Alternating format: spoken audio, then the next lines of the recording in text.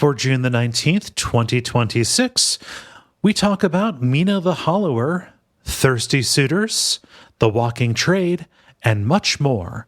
Welcome to Level 588.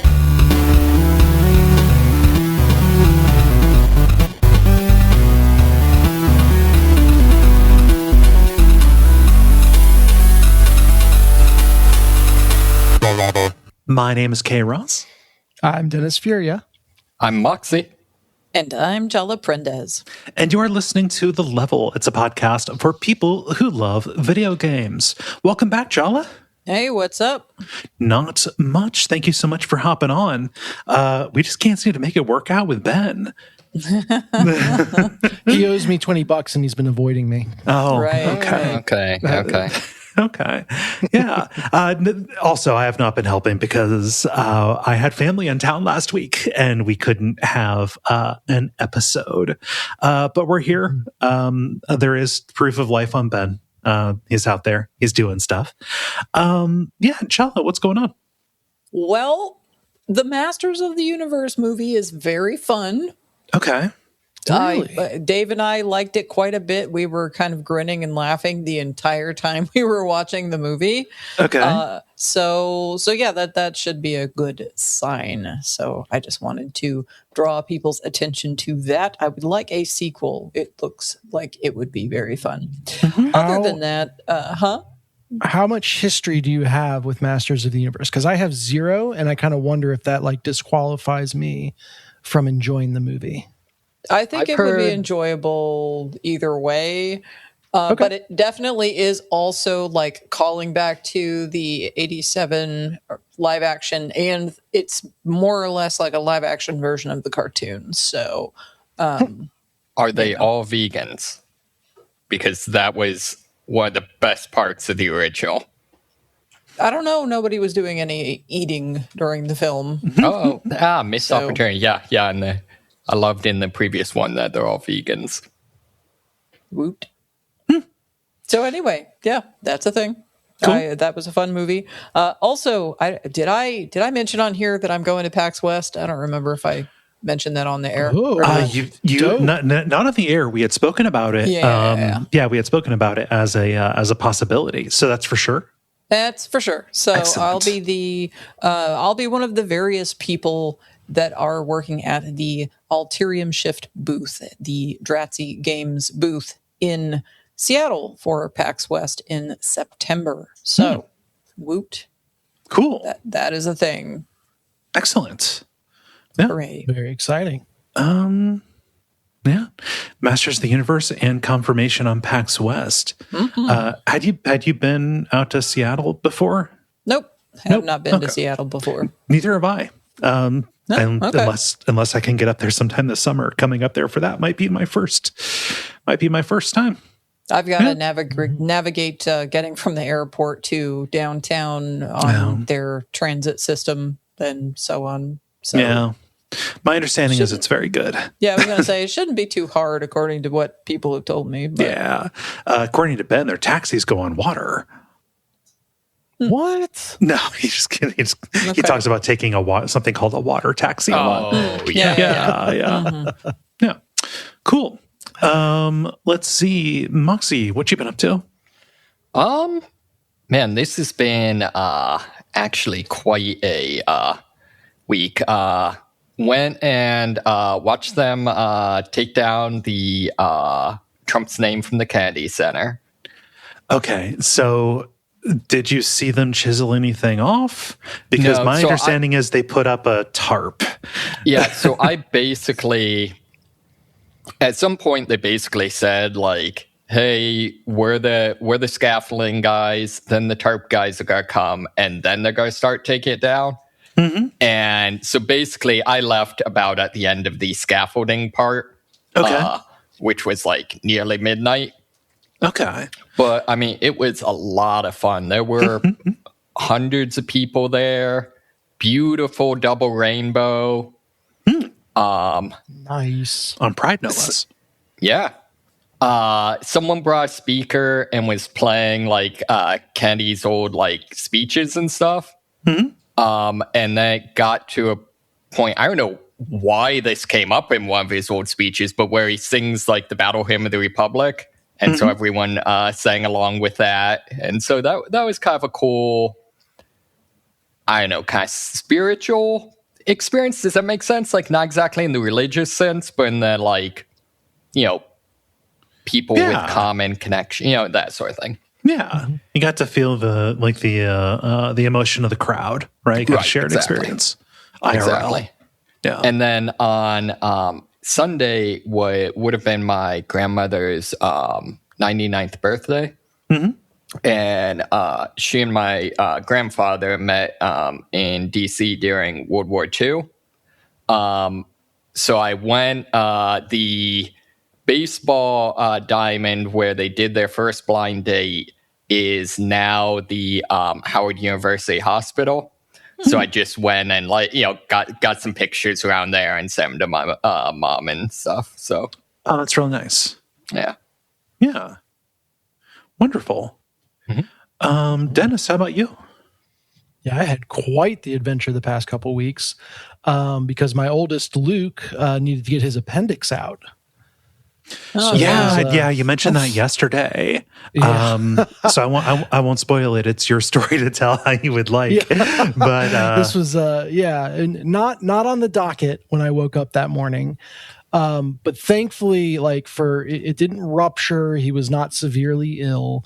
So on the scale of, like, how bad can having your appendix out be, he did pretty well. But, you know, day one, it's like, Dad, I've got a tummy ache. And I was like, well, have you pooped yet today? No. Okay, well, talk to me after kids get that tummy happens. aches. It's what they do. Yeah. And then day two was like, Dad, I have a tummy ache. Well, have you pooped yet today? I don't remember. Okay, well, talk to me when you do. And, like, you know, it was not bad enough that he was inconvenienced regularly. It was just this, you know, sporadic thing. So day number 3 of Dad, I have a tummy ache. I was like, all right, this, you know, have you gone? He's like, yes, I did. Okay, now we can talk. Right. Yeah. And, you know, in my mind, I didn't say this to him, but it's like, this dumb kid just needs to eat more fiber. But he's not going to listen to me on that. Like, and it's the 3rd day in a row, and now he has gone to the bathroom. He still has a tummy ache. So we'll go in and have the pediatrician tell us that you need to eat more fiber. It'll mean more coming from him than from me. And then they palpated. Yeah. He has Luke lying on the table and is doing the what is the, like, you put a couple fingers on the abdomen and then you tap on top of the fingers as he's doing that. It's like, I always see pediatricians doing this. I don't know if there's some technique to it, black magic. Yeah. Right. It has to be. You're scaring away the demons. Yeah. It has to be like the ones that are there, like, okay, they find where they want to hit. And then, like, if they lifted them for, like, to hit, they might not hit the same place. So it's like, okay, we need to, like, place it to mark it and then do the percussion on top of there so that it would be my guess. But so, like Moxie said, black magic. Okay. Sure. But anyway, so he's facing away from me and doing that tapping, and then he turns around to me with his eyes, like, bugging out of his head, like, with this, like, oh shit look on his face. And he's like, okay, so this is appendicitis, and you're going to the hospital. And that was the next couple of days. But yeah, so Luke was not in enough pain to have it be, you know, an emergency of any sort. Recovering from the coming up from anesthesia was his biggest deal. But he's bounced right back. He was begging me to get on the trampoline today. Because that sounds like a great idea with fresh stitches in your abdomen. Yeah. That's so, you know, glad we did it when we did it. You know, he's bouncing back quick, and it actually led to the new game that I have to talk about this week, which I will foreshadow and then come back to later. Did like a Switch cartridge get jammed in the appendix? It's a funny story. Yeah, it's an abject suffering randomization. I mean, you gotta go to the Ripper doc to get your cyber appendix, right? That's right. I mean, even more concerning, it was a whole N64 cartridge, which just feels improbable. Yeah. Yeah. So, appendix. It feels like a parenthood rite of passage or something. I never had my appendix out when don't really know anyone who on this call has an appendix. Tell me now. You have to tell me. I do. I've got a few. Wait, what? No. In an icebox behind me. Yeah, no, you never really hurts to can't have sell them for backups. as much as kidneys. Yeah. But I'm in there taking the kidney. I might as well get the appendix too, just in case. Yeah. No. See, so I knew people who like had their I knew one girl in high school who had her appendix burst, and it was like it was. Yeah, it wasn't looking good. Did you remember this, Moxie? Right? Yeah. No, I actually mentioned that to when we were after everything was done, after right? everything was okay. Yes. Yeah. It was after I confirmed, like, we're not saying appendix burst, we're just saying like appendix is unhappy infected and headed that way. Right. Yeah. Go ahead. I'm so glad that it, like, you were able to get it out, obviously, but also that you were like kind of able to do it on your terms a little bit. That's like not the case ever with that particular condition. My only like friends that I know that had it out were like, I think it was someone in college that had it burst and like was in so much pain they couldn't even drive the car. Was that someone from crew? I feel like I remember that. I don't remember the person. I remember the story of I remember just the like crisis. the crippling pain. So glad it was not that, and hopefully it's a one and done. The other kids, I would like them to keep their appendixes if possible. Yeah, for convenience, not for function. For style, not for function. Yeah. Cool. Yeah, and I had family in town, so we did a lot of like sightseeing. It was a lot of time in the car, but also like got to see some cool stuff, most of which was large rocks. Do you say that like large rocks are not the coolest thing ever? They're pretty cool. They're pretty cool, but that was just kind of like the commonality. Like, the first day out, I wanted to take her up to the Columbia River Gorge because I don't know, I drove in on that and it was real pretty. And it was a little bit foggy, a little bit rainy and stuff, but she was like, "Oh, how close are we to Mount Hood?" And I was like, "Well, we'll just drive until we see it, because eventually we're going to be able to see it." And I guess I forgot how mountains worked because we just kind of kept going. And I was like, it should fucking be there. It wasn't that the clouds were like in our way, like between us. No, it's the clouds were like up there. So like as we're driving up fucking Mount Hood, it starts snowing. No, your DM just hadn't done the correct preparation. Didn't have the right maps ready. Right.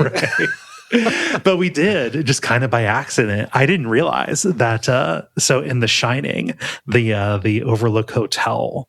The actual like interior is like a hotel in Colorado, but the exterior was shot at a place like this lodge, kind of on the south side of Mount Hood. So we're like, my mom was like, "Hey, we're 15 minutes away from that," and I was like, "Well, I've got to go see it." And so like we're driving, and it was like before we even realized that, I was like, we're going around these like tight bends, and it's like the drive from the beginning of The Shining, and I didn't realize quite literally it was. So is it still a hotel? Yeah, it's like a hotel ski lodge kind of thing. Wow. Yeah. So could this place host the future DuckCon? Just saying. Oh, that would possibly be so fucking expensive and really hard to get to. Yeah. But that was neat. I've got a selfie out in really front cool. of it. Yeah. That answers my question, which was going to be if you were showing off places that you've been before, or if you got to anywhere that was like new to you as well. So like aside from the gorge, it was all new to me. So oh wow, so yeah, nice. And then we like went out to the coast and again saw a bunch of rocks, but like gigantic rocks, out on the ocean, like big Very enough that cool people rocks. go see them. Yes. And also it was neat to be on the Oregon coast for the first time. So cool. Yeah. Cool. That wasn't Ruby Beach, was it? No, Ruby Beach. Okay. Like we went and saw like Haystack Rock was one of them. And then we went and saw, I think it's like the Twin Rocks Arch or something like that. Kind of stayed roughly on the northern part of the coastline for our trip. Okay. Yeah. I was going to scald you for calling these clearly boulders rocks, but I guess if it's in the name, it's okay. Yeah. There were rocks. Trying to think, like, other than the Smithsonian, I can't think of any like notable rocks here in DC. Like, I don't know. You would be more in a position to know than me. or like, I don't know. I don't recall Mansfield having any particular. I don't know. Yeah. See, other than Plymouth, is it? I mean, I guess there's arches and stuff. I don't know. It's kind of a feature of rocks is they're not very notable most of the time. Yeah, most of the time you just kind of look past them. But yeah, the sightseeing was cool. That was the cool part of the trip. Nice. Yeah. Also something that was kind of fun. I got an e-bike. Awesome. I know you were looking at them. Yeah. I did end up pulling the trigger and getting one of those. And boy, is that thing fun. I barely use the pedal assist aside from like going up hills and stuff because I'm scared of how fast it can go with me on it. With just like a foam helmet. So if you have an e-bike, does that make you an e-girl? No, only if the helmet has cat ears. Does the helmet have cat ears? Because if not, I know where you can get that. That was evasive, Kaye. It doesn't. You didn't answer yes or no. No, it's just a plain. So my head is gigantic. I need like there are very few options for like the cosmetics of a helmet. If you're working with a melon that's got orbit like I am. Sure. So yeah. But yeah, no, that has been the fun thing, which is biking around the city. Yep. Dope. One other thing I did today is election day here. So cool. I'm hoping we're right now the polling is that we're going to elect our first Democratic Socialist mayor. So cool. Yeah. It's also first time we've done ranked choice voting. So it's going to take a little bit to find out. Mm-hmm. Yeah. Also, I'm pro ranked choice voting, but like I a little bit kind of feel like understand why that's not a thing. Because like I only voted for like there are 7 people and you could vote for up to 5. And I only ranked 2 just because it's like, all the rest of y'all are weird and crazy. Yeah, unless there's someone specific that you're trying to exclude. Right. Then, yeah, the strategy on it is much more complicated. But it's also like, other than the socialist and the liberal, like everyone else was polling at like 1 to 5%. So it's also like very unlikely that that's going to be relevant. But yeah. All right. Well, I mean, Godspeed. I hope you end up with something cool. Yeah. Those listening know what's up, hopefully. Sorry. Oh no, somebody honked. If that didn't get filtered out. Let's talk about some video games. And to do that, we need to do the regular kind of show. What with the grind, the multiplayer, and the end boss. And why don't we get started with The Grind, where we talk about the games we have been playing over the past period of time or so. Jala, let's start with you. Sure. So as much as I've been away for a minute, I've also been very busy doing game dev. And as I've mentioned before, and as most people who have ever worked on the game know, when you are busy working on a game, you don't have time to play games. But I do have 2 things. I just haven't played them nearly as much as I would have liked to before being on the show about it. But I will do my best to answer questions. Okay. So the first one is Neofeud. This is a 2017 dystopic cyberpunk point-and-click adventure game by Silver Spook Games. They are a non-binary Native Hawaiian solo dev who is also a social worker and teacher. So this comes into play directly with some details about the game itself. But just to talk a little bit more about Silver Spook, they did all of the programming, the music, the art, the writing, and 50% or so of the voice acting. So they were really like the dev for this game, with just some people helping with the voices. Oh, I saw you streaming this, I think. Yeah, I streamed this. I was hoping to stream again, but again, it's been like, game coming out. Gotta work on the game that you're working on rather than streaming somebody else's game that they worked on. So, that's how that goes. Anyway, in the game though, you follow Carl Carbon, who is an ex-cop that was dishonorably discharged from Coastalandia PD for disobeying an order to shoot an unarmed sentient humanoid. So he is exiled to the Pile as a social worker, where he counsels foster kid robots that end up running with gangs and, confiscating chimera children from deadbeat half-wolf parents and things like that. And then one day everything goes wrong for him, and he ends up dragged into a big conspiracy that could threaten the civilization or maybe help it out, depending upon how things go or whatever. So that's the gist of the plot. One of the very first things that happens is that Carl has a robotic hand, like a robotic arm actually, and that arm just goes haywire immediately. Like he's driving and then just the thing just starts going on the fritz, and he's like, as soon as I get to the office, I've got to work on this thing and stuff like that. And it doesn't work right because he doesn't have money to get the repair job that he would have to have on that part. So he has to just do the best with duct tape and whatever, and just try to make it work.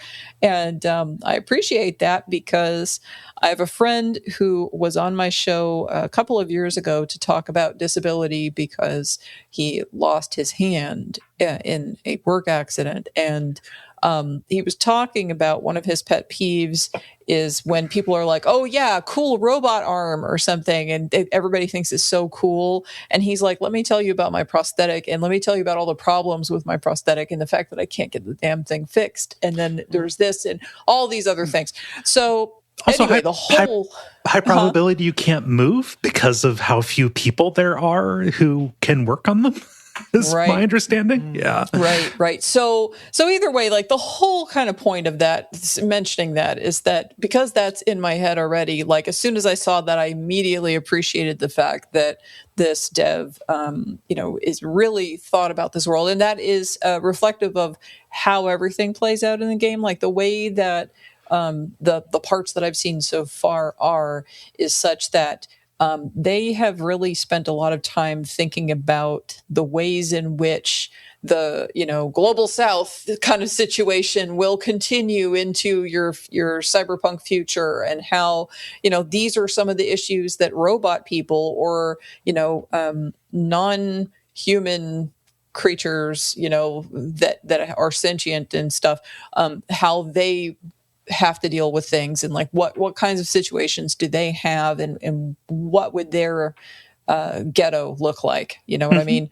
And I really think that this is a very, very rich game in terms of just the depth of the world building. I haven't even gotten to very much of the plot yet, but just the world building itself has been so stellar. I'm just like, yeah, I'm interested in seeing more of this game. And also Neofeud 2 actually just released not that long ago on itch. It has a Steam page. It is not on Steam yet. Probably the dev is letting it be on itch for a little bit, let people catch bugs, fix things. It probably is my guess before dropping it onto Steam. But either way, it's really kind of interesting, and I've been having a lot of fun with it. The first puzzle that you have in the game is about how like you lost your access key card and there's like a line of people waiting for welfare and that you have to pass because you're a social worker and you're trying to get to your office, and somebody in the line has your key card and you have to figure out who it is, and like of course this turns into a whole thing that involves a cop and all this other stuff, and then you have to step in and do something one way or the other. And, like it throws you into it right away. And then another, like the second puzzle, I think, is when you're trying to fix your arm and you have to actually go through and unscrew everything and do what all the stuff that needs to happen to fix the arm. And I really think that those were interesting decisions because those aren't like the most high adventure kind of, oh yeah, this is a really interesting and exciting game. Like it's letting the world speak for itself. It's letting the situations speak for themselves and letting you, get drawn into it just because of how it exists, not trying to show off to you. Do you know what I mean? Yeah. So either way, I really appreciate it. I also found out there is a short story collection that you can pick up as a paperback or as an ebook on Amazon. I don't know if it's available elsewhere, but I did find out that there is a series of short stories because this game, like I mentioned, it was 2017 and they have been working since then on Neofeud 2, which is just now coming out. So, yeah, I'm looking forward to reading the short stories and, engaging more with the property and this dev. So, I mean, the emphases that they have decided to, work on, or to focus on here, are like the interesting thing of cyberpunk. Yeah. That is the, just the idea, what is transhumanism with inequality, other than just commodification of the human form, as we are, making artificial humans. You see this in AI all the time. And once you see, you can't unsee it, but just kind of like, oh, you want a sentient thing that you can subjugate. You want a slave. Yeah. Like the fact that they are choosing to emphasize this, I don't know. Video games has a lot to, make up for, given how badly like the Deus Ex, what is it? Mankind Divided, kind of very specifically kind of botched that angle a little bit. Yeah. And like the look of this, like this is, if you know me, you know this is a flattering comparison. Kind of reminds me a little bit of Harvester games, Cat Lady, Downfall, Lorelei, a little bit in terms of being a little bit like a mixed medium kind of stuff. Right. Yeah. And, again, the thing that I really appreciate is that this dev did it all on their own, and that's pretty amazing stuff. So solo dev to solo dev. Yeah, I know. I love it. I'm just like, that's my person. That's my crowd of people. Anyway, yay. But yeah, yay, somebody did a thing. But anyway, at least theirs is done. This dang getting hired to work on, like a bigger game than my solo game. Damn. I can't make games. I'm too busy making games. Yeah. Exactly. So anyway, I don't really have anything else that I can offer about that other than to say it's fucking cool. And like, if you haven't checked it out and tried it, you should dip your toe in if you can tolerate a point and click adventure game, because yeah, it's worth your time. So cool. Rock on. Neofeud. The other game that I've got, other than Neofeud, is Thirsty Suitors. Yes, I finally fucking played the game that has the main character that has my goddamn name. Oh, I didn't realize that. Everybody, when this game came out in 23, everybody was sending me a link to this and telling me, Jala! Her name's Jala! Her name's Jala! That's your name, play dude. This, Jala! Yeah, so, yeah, I finally fucking played it. So, Moxie, you're muted. Sorry about that. No, go on. The timing was essential. Damn. So anyway, yes, I finally am playing this, and the reason why I'm playing this is because there is a Pride Humble bundle, so I picked that up, and this was one of the first games that was on the list. So I was like, oh, convenient. That's been on my wish list for 3 years. Who knows how many more years it would have been sitting on my wish list if it didn't show up in this bundle. So, did they at least call it the Prideful bundle? Oh, I don't know. I feel like if they did not, that was a missed opportunity. Maybe at some point in the past they did. This one is called "We Will Always Be Here" Pride Month 2026, which is just a nice thing to say, but it's not the play on words. Yeah. Ooh, there's also a Yuri bundle. Sorry. Yep. Yeah, I know. I know. There's several bundles out there right now that you might. And I also picked up the ankle bundle, by the way, because I had to cover the rest of the ones I didn't have on Steam already that I had on my iPad. But then I'm like, oh, but I want it on Steam too. So yeah. Continue. Anyway, sorry. Yes. So completely derailed from thirsty suitors. So it is a surreal LGBTQ action adventure RPG where you play as Jala battling her exes. So this is developed by Outer Loop Games and published by Annapurna. So from the Steam page, I'm just going to read you some of the stuff off the Steam page, like a good little advertisement, because this game is really fucking fun, actually, and you should totally play it. The year is 1990X. The power fantasy is being a romantic trash fire in human form.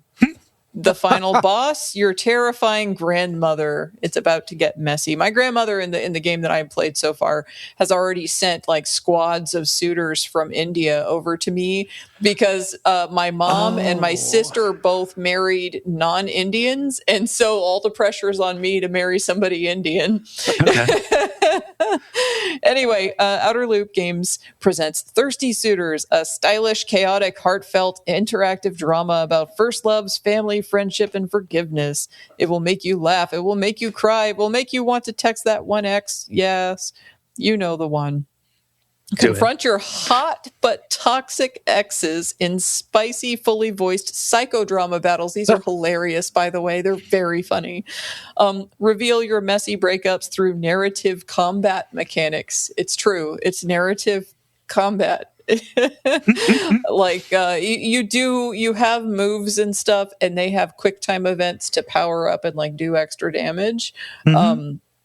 But in between all of that, like depending upon what you choose, it has different ways to respond to the person that you're talking to, you know, like that you're fighting in this battle. So, and it ends up developing your character's personality by the end of the battle, as well as give you XP. So it's doing a lot of different things. I've been watching the trailer since you started talking about it, and I still have no idea how you play this game. Like you would just have to play it and just be like, I don't even know, but this is hilarious. Actually, it's and very cooking, yes, and dating sim, and turn-based, and real time. And so here's the thing. Pop. So the character of Jala is a skateboard person. So. They ride their skateboard all over town, and then so you can do sick tricks while you're traversing, and that's something that I wanted to mention because that means that traversal is now fun. You can do sick tricks and get like combos and all this other crap, and you know, run into people is very fun. And so yeah, like you have fun traversal via skateboard. You also bond with your judgmental mother by having her teach you how to cook. So that's where the cooking mini game comes in. And then depending upon how well you do, you get extra items you can use in combat to heal yourself and everything. So it's also beneficial for you to cook. Each day you can do one meal that you cook or whatever. Yeah, and then you fight your exes in these little weird battles where you go into like their headspace. It's sort of Persona-ish in that way. Like you at one point in the battle when it's like a big battle, like one of the major characters, you do drop into like their inner world for part of the battle. So, and one of the fun things is you can summon your mom and she will pull up off her sandal and hit the motherfucker with the chancla. And that's like, So it's like you can summon her once per battle and like do the is that instant kill? Ifrit, Is that that's cute. No, it's not an instant kill. It's not an Odin. instant kill. Yeah. Okay. It's not an insta kill because then that would be like, why would there even be a combat system? But like so in the combat you can choose how you reply, and like so you can make them thirstier for you, and then like they're all sweating and then they have their little hands in the heart shape and everything, and they're just like doing ants in their pants, dancing back and forth, wanting to talk to you. And then like you can hit them with a taunt, and then the taunt will weaken them to your attacks, and then you have special skills you can use. And then if you use a regular attack, then that gives you like your special energy back, so you can use your special abilities and stuff. So anyway, it's very goofy. It's very fun. It's lighthearted. It's also very cool because it's like a South Asian perspective. You don't get a lot of that in video games over here. So yeah, it's pretty great. The art and the writing and the overall presentation is super, super cute. And this dev just released a new RPG where it's Dosa Divas. It's a turn-based RPG where you play as two sisters that have a cooking battle mech that they can upgrade. Okay. And they mash a lot of things together. You should just go look at Dosa Divas. It looks very cute. And like if you play any of Thirsty Suitors at all and you like it, I'm pretty sure that's going to be a solid pick. Like Dave is like, I'm gonna have to play that game, the Thirsty Suitors game, when you're done with it. And also, I think I'm gonna have to pick up Dosa Divas because he was just loving it so much. So yeah. God, I love their visual style on the studio. Oh, and the music is so good too. It's so much fun. Like I just by the premise, I was like, oh, so this is sort of like a Scott Pilgrim bullshit. Whatever, I don't care. But then like when I actually started playing it, I'm like, no, actually this is pretty fun. Like, and these are all things like I don't like cooking mini games. I don't like, I don't like quick time events. That's not my favorite thing in the world and everything. Like the narrative battle sounds interesting, but that like all the rest of this stuff, I don't know about all this. Skateboarding, I don't play skateboarding games. No, I really, really enjoy this. It's a very fun game. Nice. I hands down recommend it. So if this bundle is still happening when people hear this, because I don't know if they're going to listen right away, go pick it up. Go pick up the bundle, or just go pick up this game. Either way, but yeah. That sounds good. I will admit to you, I get this game confused with several others that I feel like came out like at around roughly the same time. What's the one where you have to just be fine with the dude creeping on you? You really hated it, Jala. That would be that boyfriend dungeon thing. Yeah. I got this confused with that, and then also Going Under. I was gonna compare this to Scott Pilgrim, but that is fighting somebody else's ex. This needs to enter the canon where you're fighting your own exes. So it would be Thirsty Suitors. It would be Sayonara Wild Hearts, and it would be High Fidelity 2000 Fidelity Rising. I mean, technically, the first boss fight of Hades. What is the first boss fight of Hades? I forget. What's the name? The Fury? Okay. Yeah, I couldn't. Yeah, I forget everything about the story of Hades. Just the first boss is the Fury, who is your ex. Gotcha. Okay. Yeah.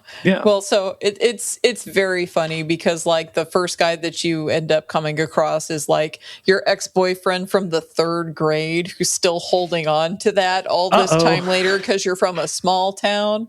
And but like the funny thing is, after you finish the combat resolution or whatever, like he ends up going and telling all of your other exes, who I guess have a support group because they're all hanging out together. Oh no, the nightmare. The nightmare. Yeah. And so they are all like, they all have their plans of what they're going to do to, get revenge on Jala. And because apparently Jala is a gigantic trash fire. So yes. Mm-hmm. Oh man. And I have to tell you too that your auntie Chandra is a lesbian who runs a body shop that works on cars, but also is like a heavy duty lifter and is just doing all this like crazy lifting, and she's super buff. Mm-hmm. but she's like, also a super lesbian. So, and it's very, very fun. And I'm like, okay, that's very fun that she runs a body shop, and it's more bodybuilding. Yeah. It's pretty good. It's pretty good. Nice. But, and then also, like, when they give you instructions, like the tutorial, it's your Uncle Hinty who pops up, and he goes, Hinty, and then it tells you the little hint in the window, and it's like your uncle talking to you, but it's it's so cute. It's so charming. Uncle Hinty, like, that is very much damn cute. That's very much in line with Kingdom of Loathing's tutorial, as an Oriole who tutorializes you. That's very cute. So yeah, anyway, I really enjoy the hell out of this, and Dave's enjoyed the hell out of it. And this one and Neofeud are both very good games. I would recommend Thirsty Suitors or Neofeud to anybody. Yeah. So. Nice. Yeah. No, your enthusiasm is infectious on this. I would not have, like I said, I got that mixed up with some other stuff that I kind of had the vague hint was not that great, but no, this sounds like it rules. It's super cute. I think you would like it. Oh. So you had Neofeud and Thirsty Suitors. Mm-hmm. Yeah. Dennis, you missed a really good high fidelity joke that I made earlier. Yeah, sorry. Wait, okay, everyone's seen, and let's do it again for me. No, I'm not going to do it again for you. That's what you get for having children. You got to go put back to bed. My high fidelity joke quota is just anemic. Oh, well. Let's see. So I have something new. It was new when I first played it. It came out here recently. I've been fucking around a little bit with Mina the Hollower. Oh, awesome. Oh, that looks really good. Yeah. Mina the Hollower, this is the new game from Yacht Club Games, the people who did Shovel Knight and the various follow-ups to Shovel Knight. You play as a cute little like mouse girl scientist named Mina, who was called to a like foreign lands to they're just like it's like a kingdom. You got to repair these things called spark generators that are doing something. It's unclear. It's just, things aren't going to work if these spark generators are down. But there are also these other forces who say the spark generators are bad and they're tearing the earth apart, blah, blah, blah. That's kind of the setup for this. Each of the spark generators is in a dungeon you have to go through. That's that are arrayed around this central town. If you look at this, it appears to be very much in the style of like a Game Boy Color game in its color palette. Almost, It's kind of like a low res pixel art, top down. By look, it kind of seems like it's a little bit of like a Zelda, like a Link's Awakening style thing. In play, it is more like, what if there was a top down Castlevania? So much so that like one of the weapons you can pick at the start is a whip. Yeah. Which is the option that has reach as opposed to the option with speed and the option that lets you do like a charge attack. Sure, you can't repair sparks without a whip. Everyone knows that. Yeah. I picked the whip just because I'm familiar with it. And also like you don't have like, special attacks or like equipment that you can like cycle through. You're not picking up, as far as I know, like new, doodads that are also, like movement abilities in the dungeons themselves. You have a very much like Castlevania, like sidearm kind of system where, you'll pick up an axe, and then you can throw an axe kind of in an arc. And you have charges on that. Again, just like if you picked up the hearts in Castlevania, to use those. And so, like, this is like a top-down kind of action game, semi-open world-ish in the way that a Zelda game would be, that also has some platforming and, you know, some kind of Souls-informed, combat to it. You know, this is a difficult game. Let's put a thumb on that and see if we can come back to it. I've been having trouble. Like I've been playing for a few hours. I played it a lot, like on my, trips last week, and have been messing around with it, but have not gotten very far because of that difficulty. I was going to say, is it the platforming? Because the what I'm seeing is like just twitchy and fast as all get out. Yeah. So that's one of the first. Yeah. Well, let's get to the difficulty right here, because the platforming was the first mod that I turned on. This is a game that comes out of the box, like, you know, as the developer, you know, kind of intended it. Here is our, you know, super, you know, difficult game where healing is really limited, and like you can't even just like hit heal in order to heal. You have to do almost like a Bloodborne style regain. So like if you have not like hit enemies, you don't get the potential heal to use your vials. Got it. Like there is no like dodge. You have to do like a jump up and then you burrow under the ground for a little bit and then come back out. But there's no like, I just press this and I do like an iframe dodge. You have to anticipate your dodge. Yes. Yeah. And so this is all very difficult. And it's got stuff like contact damage, which was something that kind of sank Silk Song for me. It also has, like, if you fall into a pit, not only do you like respawn, you know, back at a checkpoint or just back at the beginning of the course, you will take some damage. And then you'll die, and then you've got to get back to where you died and reclaim your spark or kill the enemy that stole your spark. Sounds like really bad design. There's kind of like throwing like Souls-style system on top of it. And Shovel Knight was old school, but it was not like hard, right? Or am I just as time? It wasn't Nintendo hard. I mean, yeah, Shovel Knight did this really good balance where it felt like it was really, really hard, but it kind of wasn't. It kind of wanted you to, you know, to get through it. And so like getting back to and reclaiming your, you know, currency, whatever your rocks were, not getting that would be, you know, a bummer, but it wouldn't like, you know, kill you. I've lost an awful lot of like, level up experience, you know, currency stuff, just to deaths. So it's like this kind of like, it's really intricate in a way that the visuals just kind of don't prime you, to expect. So you have these mods. And what the mods system does is it gives you the ability to kind of go in and very granularly turn on and off systems that you want to have to deal with.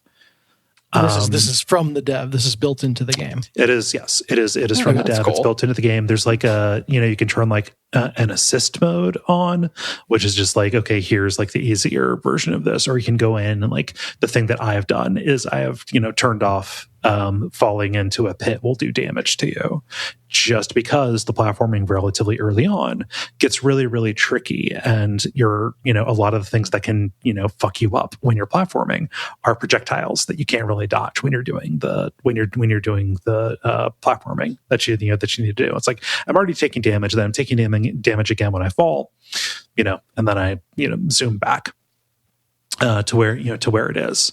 I tried to go really, I tried not to turn on mods, but it's like, this is driving me fucking crazy as it is designed. And then this goes, down the lane. So like, instead of like having the little like delay on your burrow as your dodge, like, okay, what if you just burrow immediately? Okay, you can turn that on, et cetera, down the line. And so you end up kind of being able to make your own sundae. But there are so many options. And if you are a certain, I would say like a wide variety of gamer kind of psychographics are going to have problems with this. You don't have to be like, I need to have the purest experience or I'm going to cheat myself out of it, et cetera, to like run into a point where it's going to make a problem for you because it is so complicated. And there are so many switches to flip. Deciding which ones you need to flip to solve your actual problem is a little bit of a task. And then also each one of those is an opportunity for like, oh, do I actually need to turn this off or do I just need to learn how to deal with this? And I think that by giving you so many different ways to compromise with the product that they made, they have actually compromised the product itself. Yeah, it feels a little bit like, while it is nice to have that granular amount of control, it also feels like it's gotten a bit too like, you want me to do the game dev for you. Huh? Yeah. It kind of seems like maybe they should have just like not made a mediocre game. Like, yeah. And so like everything that I'm playing, it is like, okay, by turning off the, fall damage, I'm going to turn off more stuff as I continue to play it in order to get through. It's just kind of like, okay, well, at what point are you obligated to force me to surmount this stuff?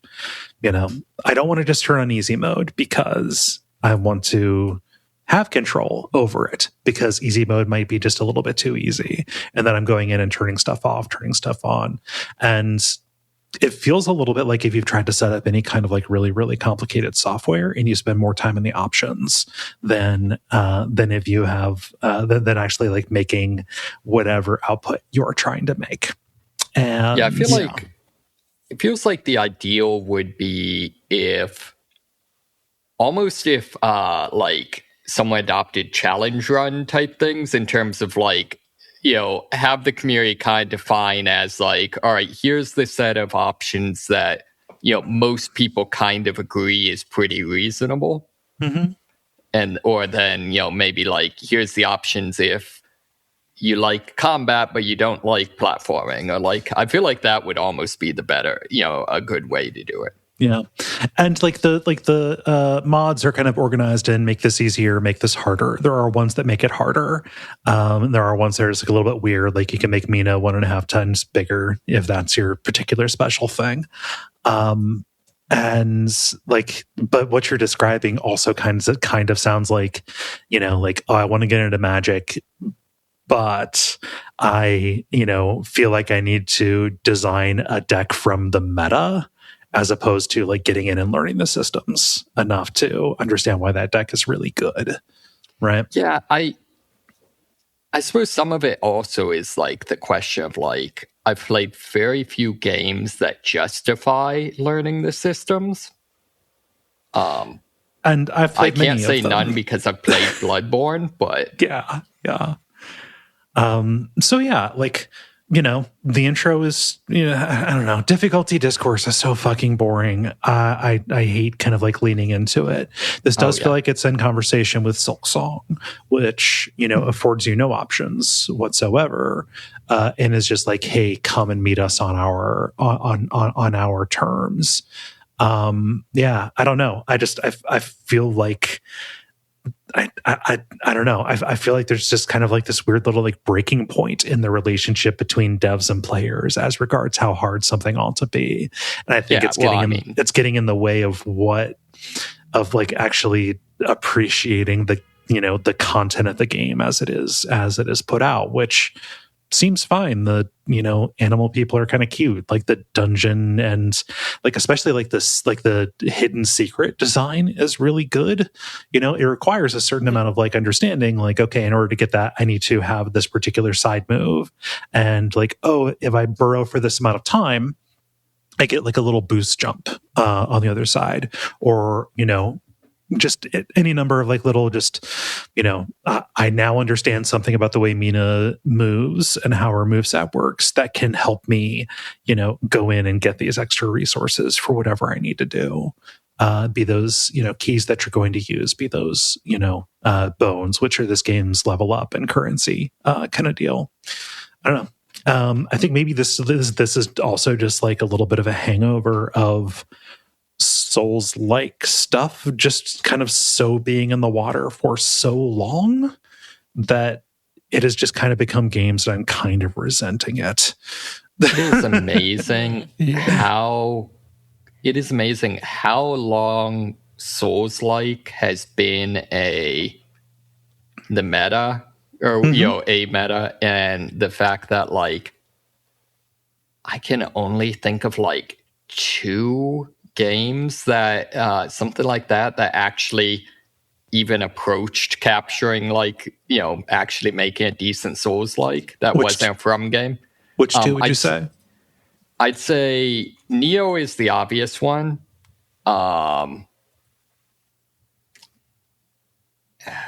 Maybe just Neo. Okay. The gun-toting caveman one was pretty good. Oh, are you talking about Immortal? Yes, Immortal Unchained. God, that game is really good. Yeah. That makes me think of Jeremy because he's the one who hipped us to it. No, it's a good memory. But God, I need to see if that team made anything more because it's actually really good. I can think of more than that, but I also just kind of think like I don't know. I would like to have played this without the Souls influence, I guess. I don't know how additive it is on top, on top of this right now. It just feels like there's that thing that like a classic is a work that artists learn the wrong lessons from, something like that. Yeah. Yeah. So like, I don't know. I'm most of the way through the first dungeon. I spent a lot of time in the intro, and I spent a lot of time just poking around the hub, like the central city area. And while I am kind of enjoying it, especially like the secret hunting, kind of side of this, I am just kind of looking down the barrel at like, what is my longevity with this going to be, especially since I am going to constantly be riding these faders for the difficulty. I think the mod I would want to see in this game is I want someone to mod in to let you play as Moxie from RE4. Oh God, that's the mouse furry version of Ashley? Yes. Okay. All right. Who looks very... The normal art style people use for the character looks a lot like the art style for this game. Yeah. It's cute. It's really cute little animal person art. Like you can't take that away from this. I was a little bit bummed by the first round of like fan gamer merch on it. But regardless, anyway. Yeah. So that's about where I'm standing with it. Any questions about Mina the Hollower as it is? To the Lionel guy in the middle of town, is that like your quest giver? His art style for some reason feels like it doesn't fit with the cutesy animals that everyone else is. I think that is very much meant to. So that's like that is the king that you are here. It is so very obvious that he is the bad guy who you're going to end up having to fight. That's a fun touch. Yeah. To the point where if that doesn't happen, it might actually end up being just a very fun subversion. Where he's like, oh, you thought I was the villain just because I look like I'm going to turn into a villain? Oh. There's one other thing I've been playing. It is a game called The Walking Trade, which I streamed. Yeah, that's so weird. Yeah, I wish they had called it something else. I think that is a very obnoxious, not obnoxious. It's a very awkward name because they're trying to say, "Oh, it's The Walking Dead," but you're like a trader in it. You're somebody who's running a store in a zombie apocalypse, and you start out, just selling some unlabeled cans, and then ultimately you work up to selling ammo and guns and all of this. And you're also scavenging, either sending people out, your employees out to go scavenge stuff for you, or fighting off the zombies who are coming into your parking lot, chasing your clients.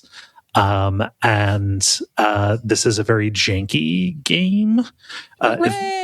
Oh wait, is that a hooray or is that a boo? I mean, so like it is janky. The jankiness of some parts is fun, right? Like your customers will get very they'll get upset, and your reputation will be hurt if there are any like dead zombies or dead bodies laying around. So you've got to, until you hire some cleaners, go around and pick up the bodies and then throw them into the dumpster by the front door. And like it's all ragdoll physics, and there's like fun stuff. So like there's some jank around that, which is fun because you're just throwing like, oh, your deceased employees who got killed in a raid, Right. just into the trash you go. There's most of the jank lies in the combat, which is not that great. A lot of like friendly fire associated with it. A lot of just kind of like bad aiming, wasted ammo, wasted shots. Things like that. The shooting and combat stuff doesn't feel good for as much as you end up having to do. You can get away with a lot of that by hiring somebody to do security for you, but you have to invest a lot of money into them to get them the experience, to get them to go on patrol or anything like that. And when you have raids coming in every 3 days, there's a strong possibility that the people that you have invested a lot of money into are going to, be killed, and then you're starting over from zero. There's all kinds of crafting in this, and there's a lot of like organization and like just basic like shopkeeping kind of stuff. Building your shelves to put them up there, keep them stocked, setting prices. Going from ringing stuff up yourself. People pay in batteries, and you have to like check that the batteries are charged, before you file them away and make change and all of that. So like there is all of that. The loop on this is very compelling, by which I mean compulsive. I am compulsive when I play it. I just kind of want to keep going day after day in order to, build stuff up, gain the experience and the crafting and all of that in order to unlock, more progression. Like you can make your shop bigger by knocking out walls. There's like a whole like little like medical clinic attached that I know is going to unlock a new system where like you're going to start like treating people who come in sick too. Yeah, so it's neat. I'm not going to stream more of it, I don't think, because I don't think it was especially fun to watch, because it was just me in like a management K-hole. Right. A little bit, just trying to make the numbers go up and organizing piles of stuff in the back because I wanted to use my boards to make arrows instead of using it to make shelves, things like that. Right. This is probably a game I'm going to fuck around with in my off time, but I'm happy that I streamed it, just because it got me to actually sit down and play it. Came out relatively recently, I think like a couple months ago, something like that. Picked it up. I would say like, yes, this is cool. Wish there was a little bit less of the bad jank. The good jank can stay. But I would like to see how the system kind of sprawls out. Nice. Is this in an early access, or is it? It feels for all the world like it's in an early access. It is not early access. Huh. Yeah. Yeah.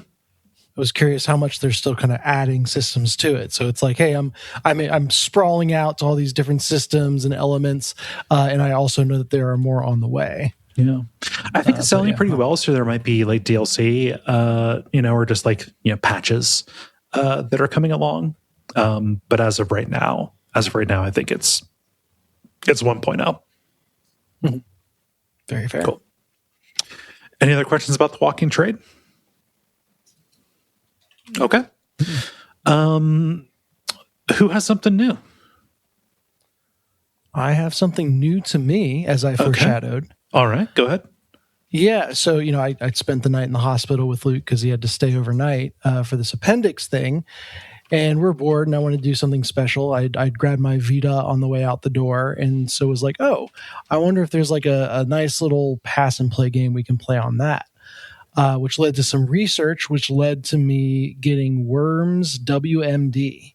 Oh, And wow. this is the first Worms game that I've ever played somehow. Whoa, that can't be. Yeah.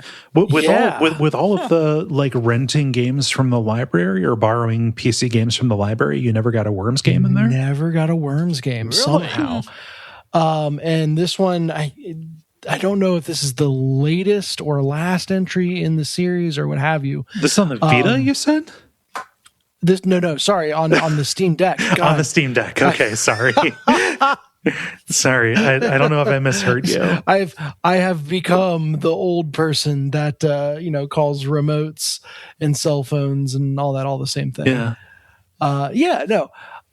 So it's essentially a tanks game. Randomly generated terrain, and your tanks are firing missiles at each other. You got to account for wind speed and all that stuff to try to dial in your shots. Except your tanks are all, you guessed it, worms, and the weapons are all incredibly silly, and they do funny voices. And that makes for a great game to play with an 11-year-old. Oh yeah, and it's like it is turn-based, so you can just kind of like pass it back and forth together. Yes, well that was the criteria that led me to it. Is I wanted a pass and play game, not just a local multiplayer game. And it does this very well. So since getting it on the Steam Deck, and playing it there.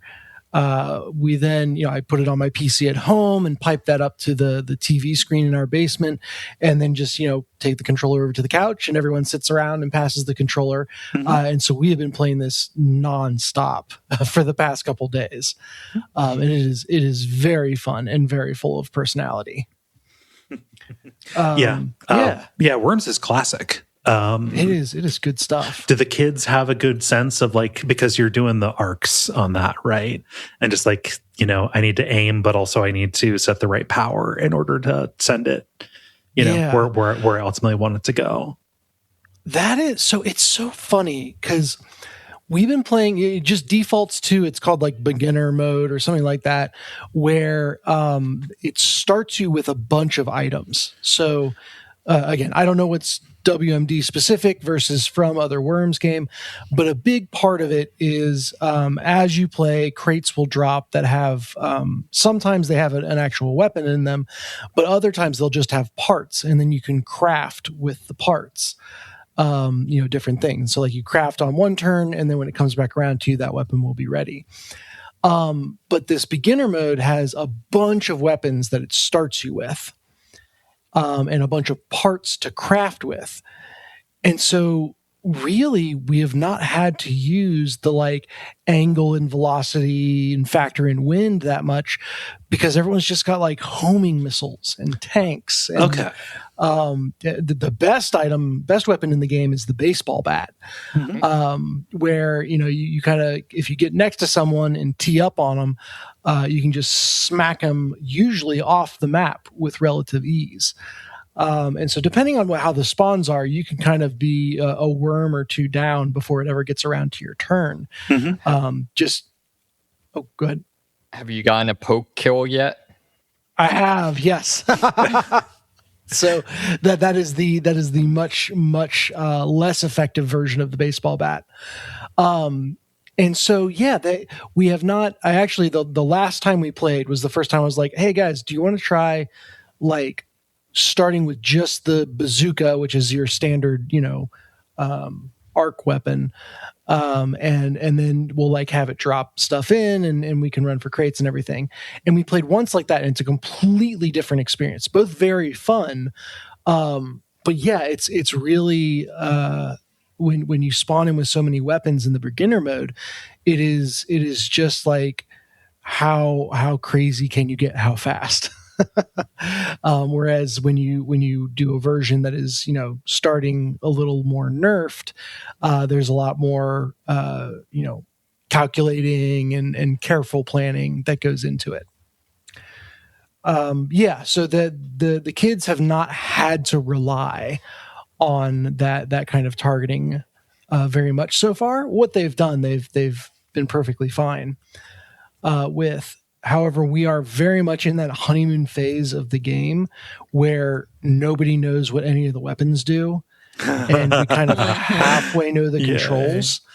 So, the big one is a lot of times when you get into a vehicle or select a weapon, it can be either like a hold X to charge up the shot, and that sets your velocity, or it can be like you click and it fires. It's kind of a set velocity. And the number of times that it's like, oh, someone dropped a grenade at their feet accidentally, or got all set to very clearly easily kill someone, and then hit the jump button instead of the attack button and fell off the map. Like that has been a very special kind of hilarity. And because we're all kind of starting to play at the same time and learning at the same rate, that has been a lot of fun. But I fear that's kind of a very limited thing, where as we gain mastery of the game, for lack of a better term, those things are going to happen less and less. But very, very fun while it lasts. Yeah. It's you all reacted appropriately. I cannot believe I have not played Worms before. I think the closest when I saw it listed, I was like, is this like an Earthworm Jim thing? I mean, it's not like someone made basically a Worms game for their undergraduate capstone project. Now that you say that, I remember you talking about that. Did we ever actually play that together? I'm not sure. Yeah. Moxie, I have a very good Worms memory. Like my primary memory of Worms, it was like high school theater. This must have been like senior year, something like that. You had like a Microsoft like PDA, like old resistive touchscreen digital assistant kind of thing that had Worms on it, or at least a version of it. So like, while we were waiting for our scenes or whatever, we would just sit back in the auditorium, just passing it back and forth. Yep. That's amazing. Yeah, that's a good memory. Huh. Yeah, Worms is it is amazing how consistently good Worms is. It's a really good baseline of stuff. I know they tried to fuck around with it and make it 3D for a little while, but like the fundamentals it's just a good game. Yeah, I want to say like the kind of game it's ultimately based on, where you just like have each have a tank and you're shooting. I want to say that's Earth. One of the oldest video games. It's pretty old.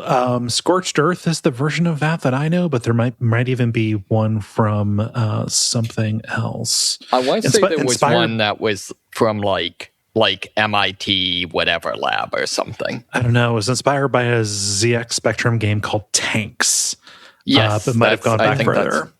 I think that's what I'm thinking of. Yeah. Well, and I've played various tank games like that, and the kids have too, just like a free phone download or what have you. So I'm looking. So Worms W.M.D. was the last like 2D one, and then there was a 3D one in 2020 that is a lot more like action game-y. Everyone's moving around and shooting at the same time, which is not Worms. No. So nothing since then, and firmly mixed reviews. So womp womp. So my team during COVID, when we were all remote, for like kind of team building, there's a online real time like Worms, where it's just it's complete free for all. Like you can literally spawn in whatever weapon you want, and like when you die, like 5 seconds later you come back. But I remember that being a lot of fun, just as kind of almost like a no rules free for all deathmatch. Well, and after talking about a game that is so incredibly tuned and granular for difficulty, and yet just doesn't land, Worms is not balanced at all. It is like I said, you could lose half your team just because you spawned in the wrong place and didn't go first. But the hilarity and fun of it is more than makes up for that. Yeah, absolutely. I love Worms. Sorry.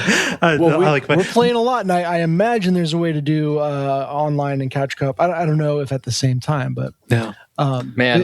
favorite memory. Oh, go ahead.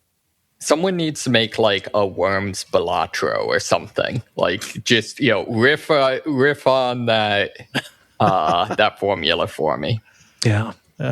Make a tanks game a roguelite, and then just profit. Yeah.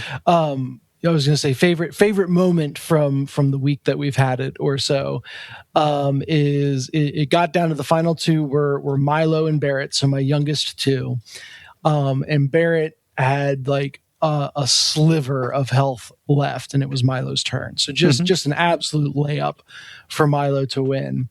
And he used a jetpack to get his worm over in striking distance. I think he was thinking about doing something cheeky like a poke kill or whatever. But is flying over and gloating to Barrett about how dead he is, not paying enough attention, overshoots and just jetpacks off the side. Yay. And that was Barrett's first win. That will go down in history. I anticipate there'll be 60 at a family reunion, and Barrett will be asking about remember that time. It was pretty incredible. Man, I love a game where anything can happen. Just balances like anathema to the way that I want to have fun with a video game. Yeah. Yep. Yeah. That's stop worrying about making your games the right amount of difficulty and start worrying about making your games fun. Yeah. Was that all that you had? That's the big new one. All my standards, nothing new to report though. Okay. Cool. Moxie, how about you? Yeah, I've been continuing on with Diablo IV. So I rebeat the base campaign and got up to reach the level cap. And at that point, actually kind of strangely, like basically once in-game hits, it decides that it would rather have the skill tree from Path of Exile. Okay. And so like you get a completely different skill tree, and you get like 1 point per Paragon level up to like level 300. And it's all passives, that sort of thing. So I've been doing that, and then just kind of getting the hang of by this point we've got however many years and 2 expansions worth of like in-game content. So kind of been playing with that, which has been cool. I've started on the first expansion storyline, which so far is pretty good. My one complaint with it is, and this is just whatever, basically you're following like the little girl from the first game that you like kind of, I don't know, becomes your sidekick effectively. And then at the end, like she has to use the soul stone to like, capture the baddie so, they can't destroy Earth, etc. And then like, the soul stone, like the whole thing of that is like, then it starts corrupting you and that sort of thing. Mm-hmm. The thing that's weird though is like, if you go back and look at the scene, there is absolutely no reason why she is the one who like uses the soul stone and takes on this curse. Like all your team of like highly skilled, highly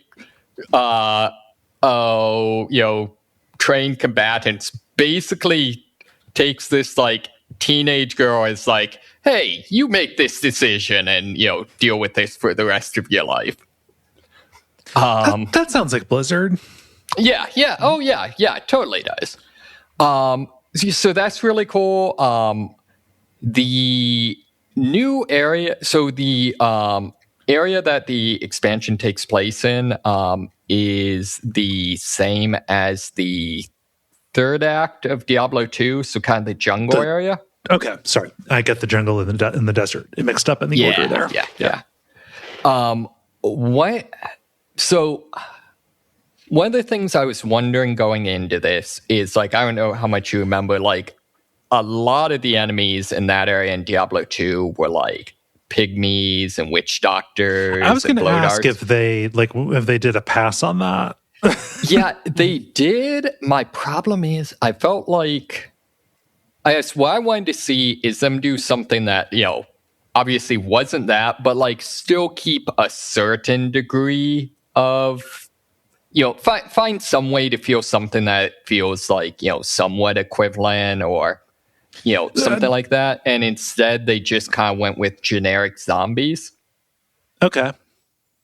So I was kind of disappointed on that. Like, there's no way they could have done like what they originally done or should have done, but just a way to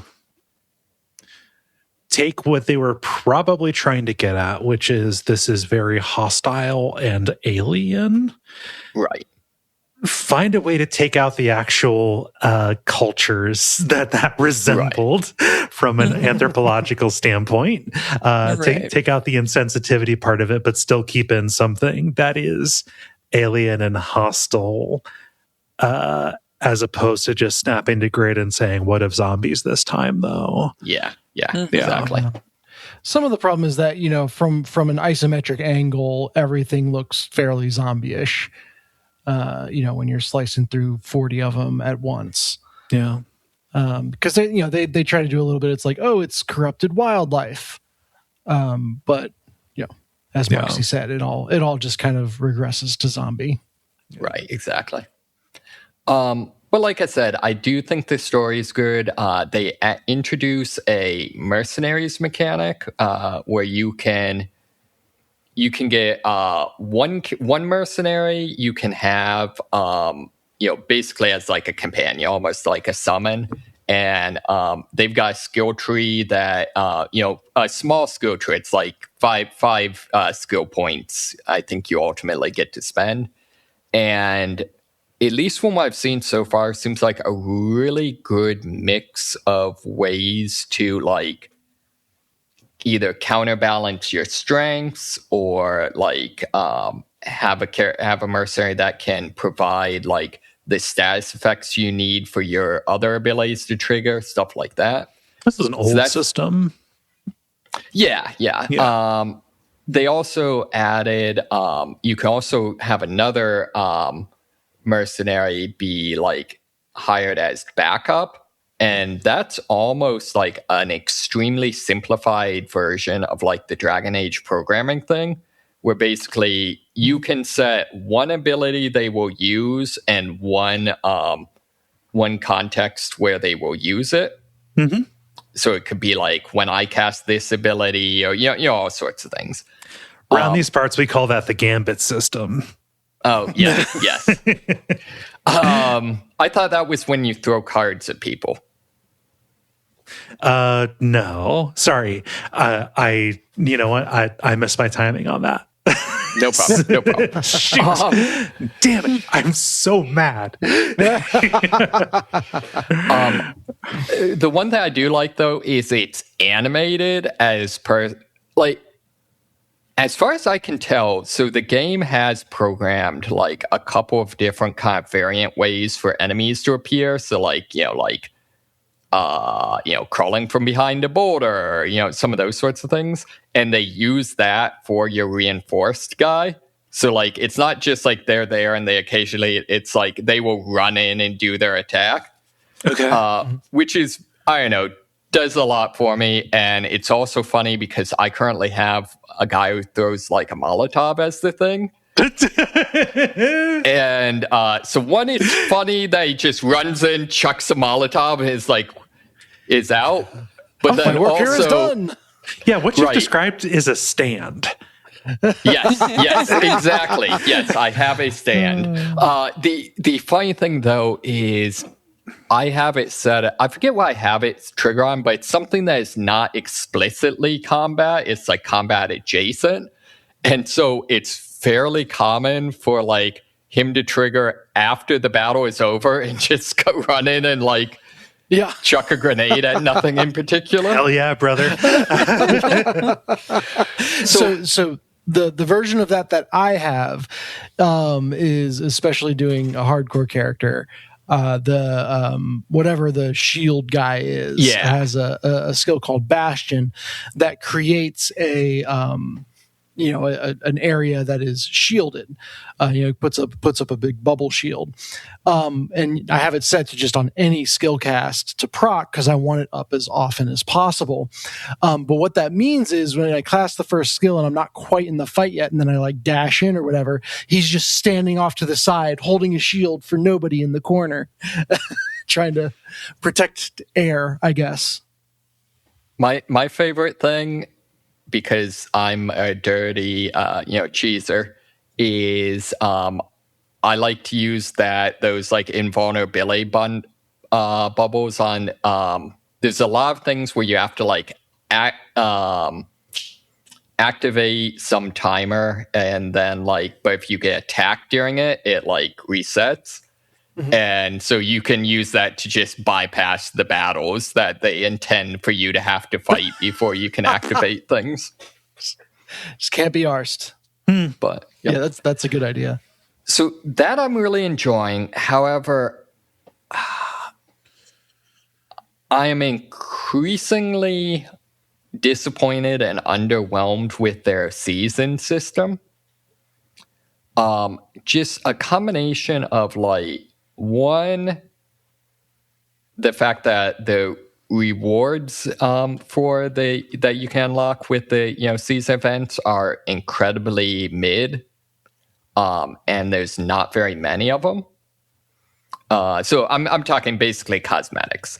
Like there's only a handful of them they add, and honestly, I think some of it might just be, it feels like the game doesn't have enough of a visual identity to really consistently make gear sets that, I don't know, look right for the characters. And then also it feels like it doesn't feel like there's any really thought of why does this cosmetic, what is this armor's role in the world? Why does it look like this? That sort of thing. It's just kind of basically what someone scribbles in the margins of their notebook, except kind of boring. Yeah. And then the other thing is just the fact that the seasons are just transparently just grinding. It's not even the seasons in Path of Exile where it's you play the campaign again, but with rule changes that change things. This is just straight up the ultimate choice, the optimal choice that pretty much everyone does is just do these generic side quests over and over again. Mm-hmm. I'd compare that to Destiny 2, where each of their seasons introduced a new game mode, had fully voice acted missions that significantly changed the state of the game world. I think had cutscenes, that sort of thing. It just feels like this is just ultra and shitified. Mm. I guess that, I don't know. From the outside, the idea that it's extremely grindy just feels like it would come with the territory being Diablo. But that is me. It sounds like a joke, but that literally that is just me not being aware of how they have managed to dodge that in the past, or if this is just the way it's always been and they've just gotten way worse at hiding it because of the seasonal model, just introducing this. So yeah, I think what I would say is strictly speaking, grinding has always been, like you said, that's kind of what ARPGs are. I guess what I mean is the fact that it is specifically grinding. It's specifically I'm not going to do any missions or anything like that. I'm just going to sit here and do this one up, these same end game activities over and over and over again. Yeah. I guess the fact that it's It would be like if you made a Final Fantasy game that was only wandering around the overworld to get level ups. Yeah, and just they could maybe buff side quests to be end game relevant, but I don't know how you do that, but also not make them, more important than anything you do while playing the campaign. Yeah, I mean, I think the big thing is you make them more important than anything you do while playing the campaign. Like, I think fair. that's that is an option. So that it's there, and I'm sure there is a way to do it. I haven't thought through enough to know. Yeah, and I don't know, have an opinion on it. This season in particular, I've put a number of hours in. I have no idea what is even this seasonal gimmick this time. Have you socketed any sigils? Oh, hell no. Okay, then I can confirm that you do not, in fact, know what the gimmick is. But yeah, so that's been disappointing because it is a game that I enjoy. It's just so blatantly a cash grab now. So that's too bad. Yep. Mm-hmm. That's gaming for you. Yeah. I don't have any other questions about that, so are we good to go on? Multiplayer.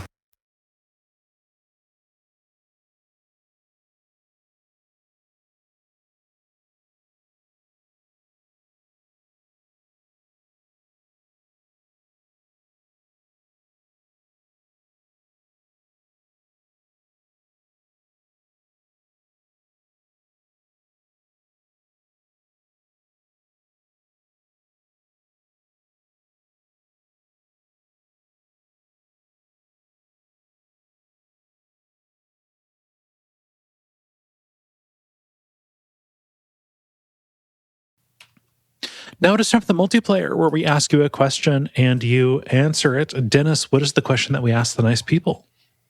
Yeah, twice, in fact, because this was a week that we had to unfortunately cancel the episode. But I want to cry it out this week. So tell us about the saddest moment in gaming for you. Collective sigh. I'll get started with one that Jala shared for us. This is from Sandwich Stew saying, lots in Final Fantasy XIV. There are plenty of scenes full of big feelings there. If I'm going to pick just one, I would say the final area of Endwalker. A lot happens there, and it all culminates in a final walk alone, with echoes of significant past scenes being replayed as you approach your goal.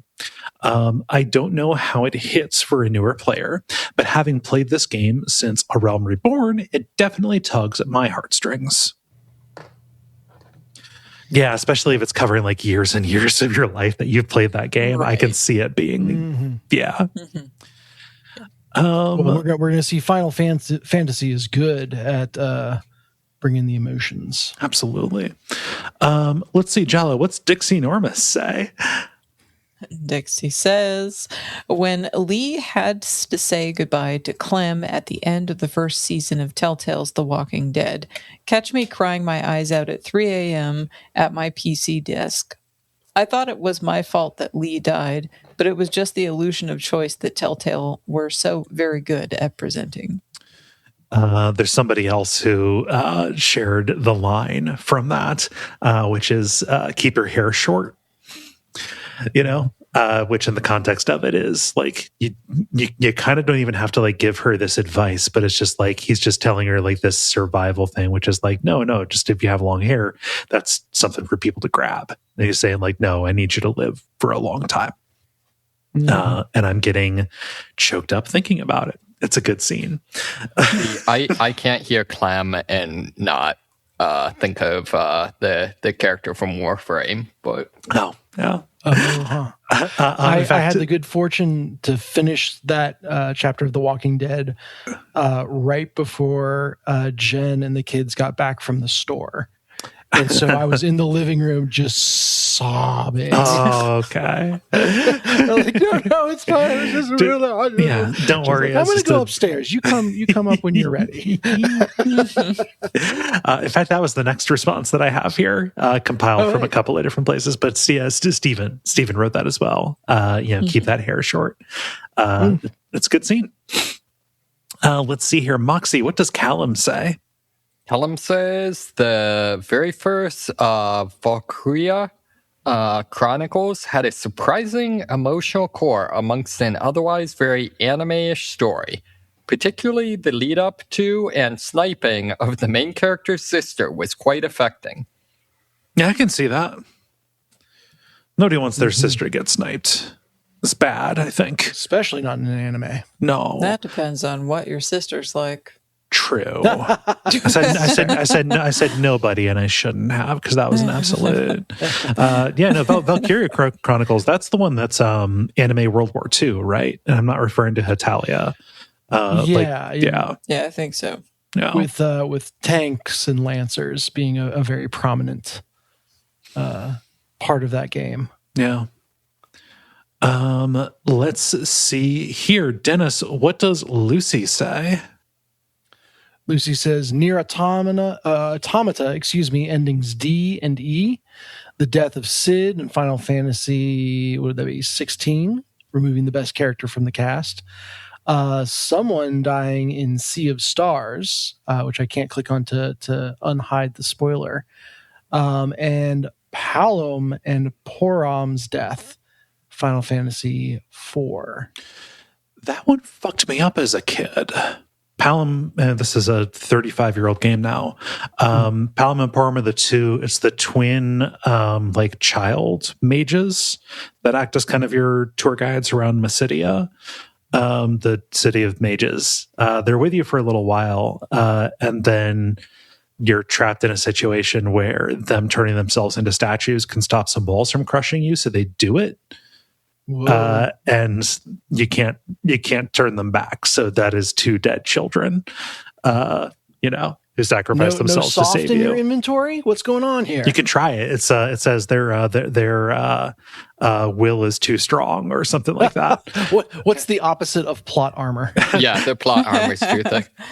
The thing sorry, this is a tangent, but it always bothered me that the item is just called like soft. Oh yeah.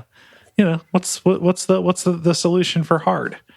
I'm curious if that's a translation thing or if it's that direct in Japanese as well. Yeah, I don't know what it's called. Eventually, it becomes I forget what it's called, but they do change it in Final Fantasy 12. I always thought that eye drops, if a character's using them on themselves, there should be about 50% fail rate because you just miss your eye. But yeah, all good answers, Lucy. Let's see. Zoe just posted an image saying, if you know, you know. And this is, it's like an image of, like a tombstone and a shield. The shield has a prominent hole blasted in it. Yeah, and there's some flowers, and this is kind of in a snowfield in front of a big castle.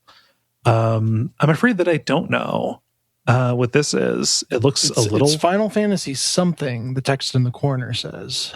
Oh, yeah. No, it's Final Fantasy 15, I think, maybe something like that. I don't know. Sorry. We collectively do not know. No. Let's see. We have some joking about what Ben says. Ben says journey, and then Lucy says, I assume the witness, because it eventually ends. Let's see here, Jala, what's Gwillem say? Willem says, B.J. Blazkowicz finding his mother in a random side office in the middle of the courtroom battle in Wolfenstein 2. One moment you're in the most difficult fight in the game, the next you're watching a sad meat wall poet being comforted by his mum. He's got this guileless childlike look on his face, and his voice has dropped to a plaintive murmur, and he's apologizing and crumbling, and the whole thing just effortlessly gets a wave of tears from me every single time. So do a surprising amount of scenes from those two. Yeah. God, Wolfenstein's so good. I wish there were more. Yeah. There are rumors that there are going to be more. That as the source for it. Sometime I definitely want to try the co-op one. That looks pretty good. Oh yeah, that just kind of came and went. The one that they did with Arcane. Yeah. Let me get back to this because I pulled up something else. And finally here, Moxie, what does Sleepy say? I thought that was the last one. One sec. Mother 3, Chapter 6. Send tweet. I've not finished Mother 3, so I can't tell you. I just know that it is a depressing game. Yeah. Let's see. So stuff that's made me cry. Boy, it's a lot. Different things. If I can cry at like the random story that I got in Dear Esther, To the Moon, made me cry. That was, kind of an early one in terms of like indie game kind of things. I'm just going to be a parody of myself and just do a Disco Elysium one. The Conversation with the Insulindium Phasmid. Without spoiling too much, there is, throughout the game, people talking about, this cryptid who supposedly lives kind of in the marshes and the islands around where around the game takes place. Supposedly this invisible stick bug. You do eventually find it, I believe, in most playthroughs, and you end up kind of like talking to it and having this very deep, like, philosophical conversation about the irrepressibility of humanity, about the miracle of consciousness and the way that it is going to end the world, that consciousness does, work its way through the fabric. Just a quote from this. You are a violent and irrepressible miracle. The vacuum of cosmos and the stars burning in it are afraid of you. Given enough time, you would wipe all of us out and replace us with nothing just by accident. Yeah, just like the whole conversation is, I don't know, it gets to me in both its abstractness and the very, I don't know, just kind of realness to it about what differentiates humanity from everything else just by being able to observe it. It's good. It's really good.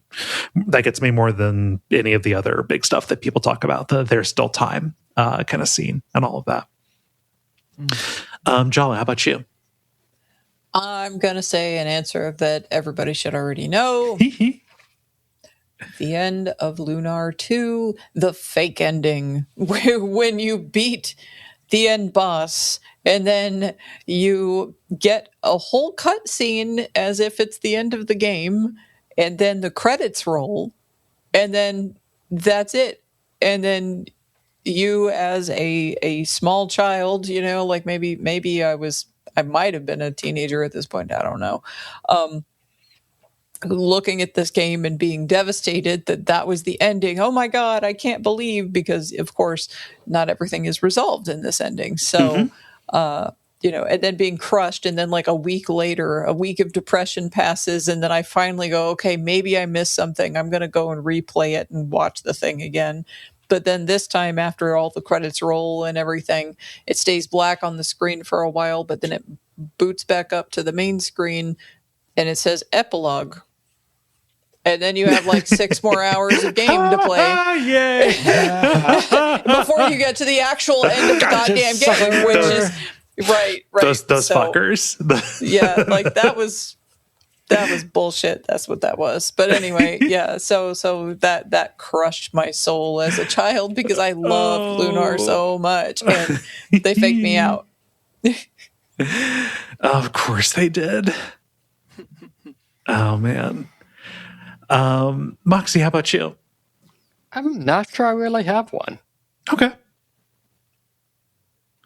And Dennis, how about you? Yeah, the one that came to mind for me was the ending of Brothers: A Tale of Two Sons. Oh yeah. So not even just the ending, the the whole last level after the thing happens. yeah, so I mean, the game starts with their dead mom, so it's kind of that kind of vibe for the whole thing. But to have it so centrally, and screw it, it's whatever, 10 plus years old now. But the whole thing be based around controlling one brother on each stick, and then being deprived of that at the very end, and having literally every single thing about that level highlight how you're missing this thing that was a part of you the entire time. Yeah, just hit so hard. So extremely well done. I feel like that studio has made some pretty remarkable things since then, mechanically. Definitely not narratively. But I don't think that they're ever going to hit the resonance that they found when they did Brothers. No. Apparently they also make Payday? What? No, that maybe it was published. The publisher. It's got to be the publisher. No, this is the people who did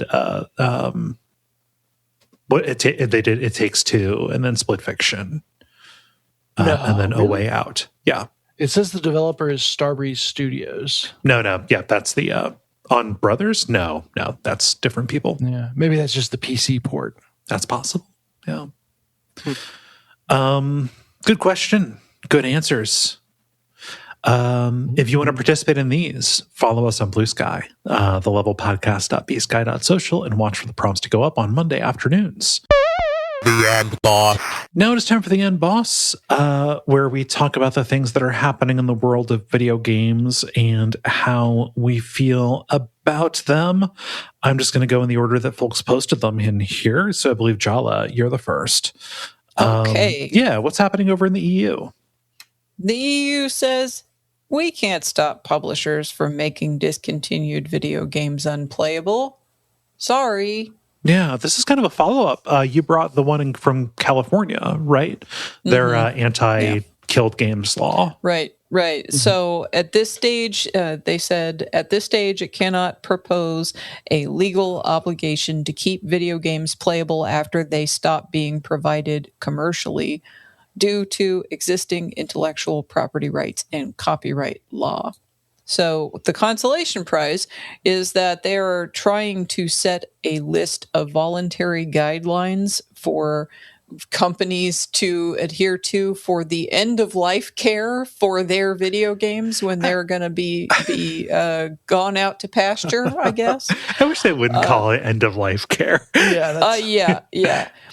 So anyway, that would be added to the Digital Fairness Act via amendment. If it is passed and made into law, it would be via an amendment to the DFA.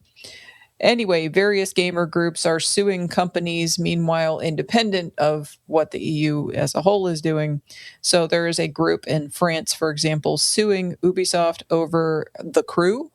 And so I don't know what's going to come of that. But anyway, that's a thing that people are doing because, they're pissed off. This particular group is citing unfair trade practices and abusive clauses in the terms of use. Mm-hmm. So yeah, we'll see what goes on with that. But well, it's not good that they're saying that right now they can't do it. It just sounds like a big knot that is being untied. Right. The problem is that California could probably do it, and that might create something of a, at least a mini mandate for it online. And with digital consumer rights stuff, literally the only body that can get this kind of thing done is the EU.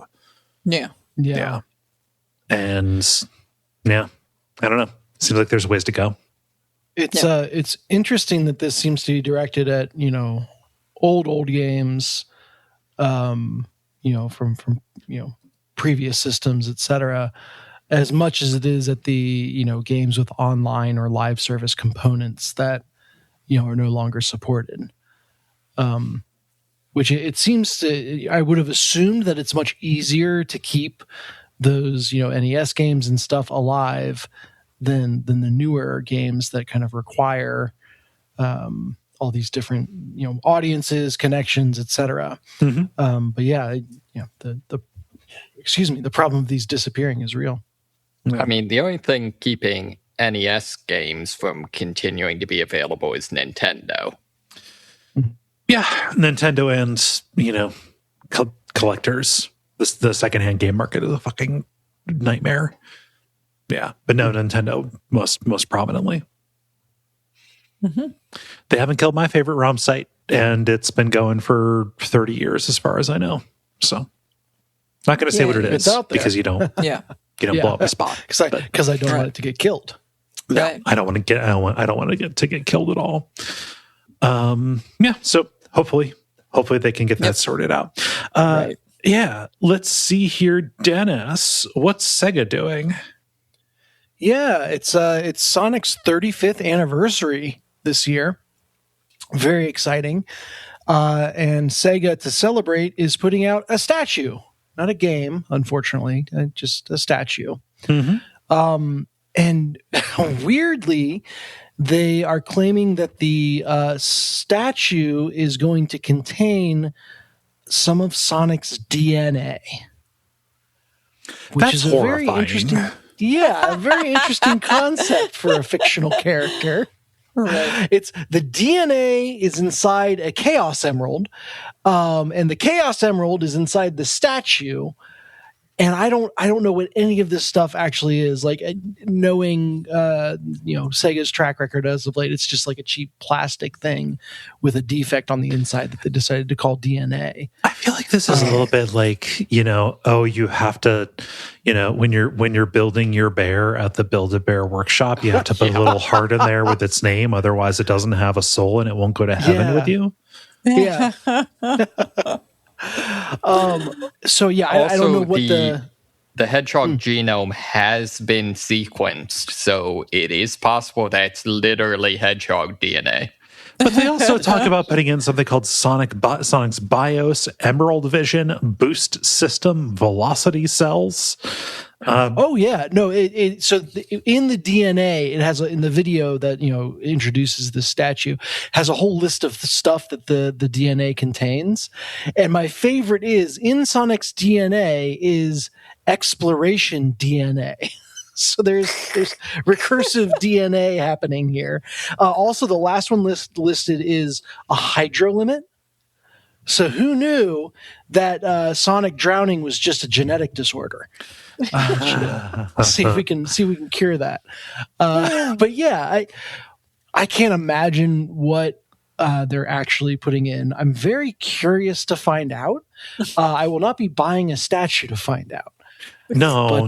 Yeah, there's going to be people on the internet that will do that for you and post to YouTube all about it. Yeah, no, they're going to be people with like chisels and pry bars just screaming, "Give me that cum!"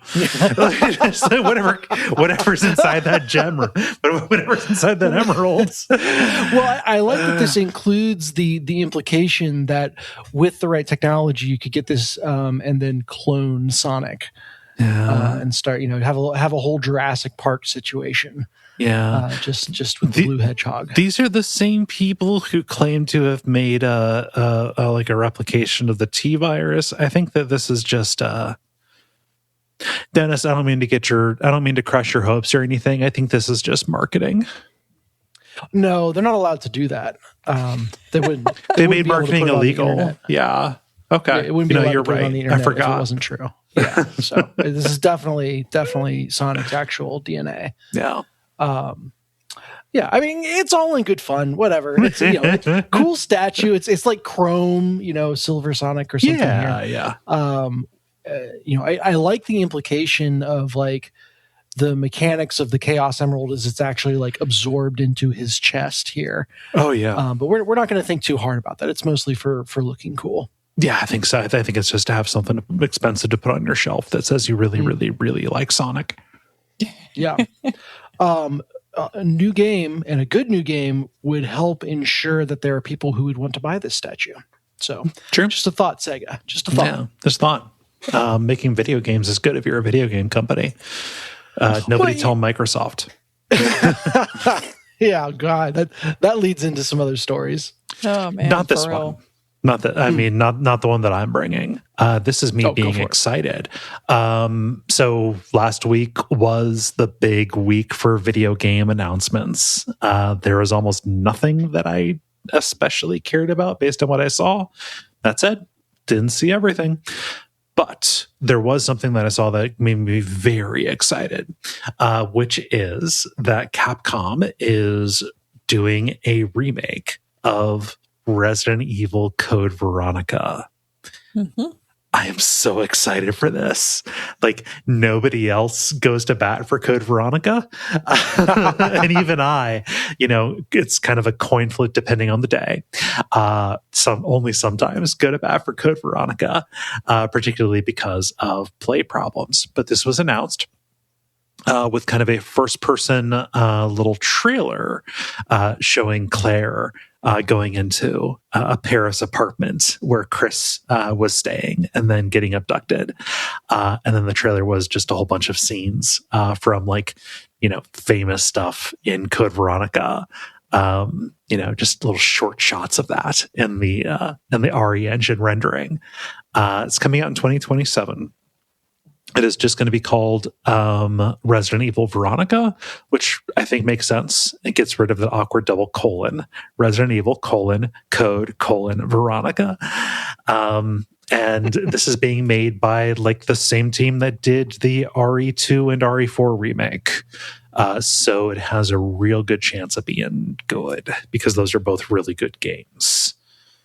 I think that this is also kind of implied to be a first-person Resident Evil, kind of like 7 and 8 are, but this is a zombie-based survival horror game as well. So I think it's going to be a little bit 9E too. Yeah, I just kind of couldn't be more excited. Am I the only person here who's played Code Veronica? I played it a bit a long time ago, but that was a long time ago. Yeah. I don't know. I think I've just always had I've always had a soft spot for it because of because it was the Dreamcast one. Yeah, and the story involves some real cool psychosexual gender shit to it as well. Which minds are split depending on how well it was handled, but I think I just think it's neat. Can't wait to play it. I'm basically going to be on blackout now because I don't want to know how it's different. Right. Super excited. So the real story is do not talk to Kaye about this until it's out. Right. Right. Everybody be cool is what I am asking for. The other thing that's kind of related to this is that the main team for Resident Evil has actually been moved over to the Resident Evil 0 remake, which apparently got started and then had to be rebooted. Resident Evil 0 is not a very good video game. It's the one that is the prequel. Takes place around the Spencer Mansion. I could see why it would need some extra love and care. But yeah, that one got kind of restarted. I am just seeing the title now as Resident Evil: 0 : reboot : remake. So are we to the I don't know, it feels like we're to the trapped in a black hole of nostalgia era of Resident Evil? I would say that if the remakes have not been generally really, really good. I guess, yeah. I guess I'm thinking of the non-remakes primarily. Oh, yeah. Requiem was kind of retrofitted to be a little bit of a, series capper, anniversary kind of celebration. I wasn't necessarily that crazy about that. I agree with you generally that and with the majority of humans, the reboots, remakes are a little bit out of control, and we're only going to be seeing more of them as the industry gets more precarious. Maybe it's just because Resident Evil is my nostalgia. That could possibly just be the case. Don't call me a hypocrite on this or anything, but also the track record is borne out that they're pretty good at doing this. So they have my trust until they don't have my trust. If they could remake 5 as a single-player game, that could be kind of cool. I mean, it looked like 5 was where they were going based on the end of the RE4 remake.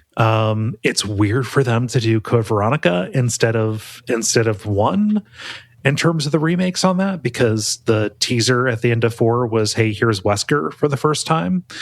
And 1 would be where Wesker shows up. Code Veronica without 1 makes very little sense because you have Wesker showing up having Neo powers. So to me, like, my first introduction to Wesker was 5. And so, like, that's always been my experience of, like, Wesker is just some barely rational person that has Neo powers. The majority of Wesker experiences are crazy. But it is strange that they have not just done the introduction of him if they're going to be doing the remake of the Wesker arc. Right. Yeah. Reminds me of who's the dude from Yakuza, like Munjima or something, or Majima. Yeah. Majima. He feels like Wesker feels like Majima without fashion sense. Oh gosh. Yeah, Wesker's terrible. But yeah, this is me being very happy. I don't know that I'm especially happy that we're not getting a new Resident Evil or new mainline one because the main team is working on 0, but I don't know. Maybe they'll make it good. Maybe it'll be great. We'll see. Moxie, did you have a story? I didn't see yours in there. Okay. So how does everybody feel about buttoning it up? Zippers. The credit. Thank you so much, everybody, for listening to The Level. This has been level number 588. We appreciate you taking the time. I don't intend on taking another week off for a little while. We'll see how that goes, but regardless, you know what to do to help out the show. Patreon, rating or reviewing, telling your friends. Watch my streams. I stream horror games on the weekends. Twitch.tv/Duckfeed.tv. Follow that to get the go live notifications. Jala, what's happening on Jala's Place? All right. So the last episodes I've got up are the same day that this episode drops will be Exit 8 episode of Jala-chan's Place, and it's Dave and I, and we're discussing not just the game, not just the movie, but also the novelization. So we are talking all of those things, and we also discuss a bit about Backrooms as well. It's a kind of, because you can't, at this point, with it being out, you have to address both of them at the same time because they're treating very similar subject matter or attempting to. Yeah. So I'd like to imagine that the Section 8 novelization is just like someone put like a book cover over House of Leaves. Like, wait a minute. No. But anyway, so that episode will be out. And then as for Put That Cookie Down Now, the most recent episode is Conan the Destroyer. The next one is The Terminator. So Terminator is actually that should be I think the week after this podcast drops or thereabouts. It might be a little bit longer. I don't know. It depends on scheduling and editing and stuff. But Terminator episode will be coming up soon. Otherwise, there's Conan the Destroyer. So the only thing that's too bad about that is that they only ever made 2 Terminator movies. Indeed. That's crazy how that works. Cool. Back Jala to get those. Sounds like you're really starting to cook with gas. On the Put the Cookie Down front. Mm-hmm. Yeah. Yep. Cool. Well, I've been Kaye. You can find me on Blue Sky at Kaye.zone. I've been Dennis Furia. You can find me on Blue Sky at Furia Games. I've been Moxie. I persist in being Jala-chan in all the places you can find me, including Jala-chan.place, where my podcast episodes are. Nice. And stick around for some titles.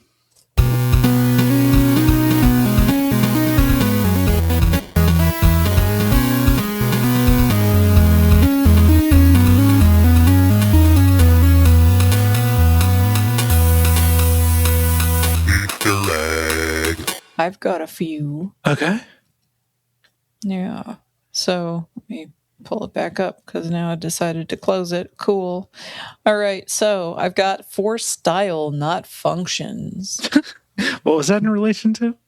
That was Dennis talking about appendixes. Gotcha. Yeah, I like calling them appendices. Appendices. Yes, that's why I said that first, because nobody said that earlier, and I was like, somebody should have said that. Why did that not get said? So anyway, next one. Only if the helmet has cat ears. Okay. The next one is K-hole. I might veto that one. That might have literally I know, been I know. a title before. It was too funny. Yeah, it was too yeah, funny. it might, yeah. But anyway, next one is ILW. I love worms. All right. And then there's also opposite of plot armor. Cool. I have something Moxie said that tickled me. A dirty cheeser. Okay. That's it. Moxie, what do you have? I had a dirty cheeser and I love worms. Okay. And Dennis. Yeah, I have from early in the episode, skateboard person. Describing Jala from Thirsty Suitors, right? Yep. And then I also wrote down Resident Evil : 0 : remake : reboot. Okay. The rebooting. Remake. I think ILW, I love worms, gets it. Mm-hmm. So let's go with that. It is decided.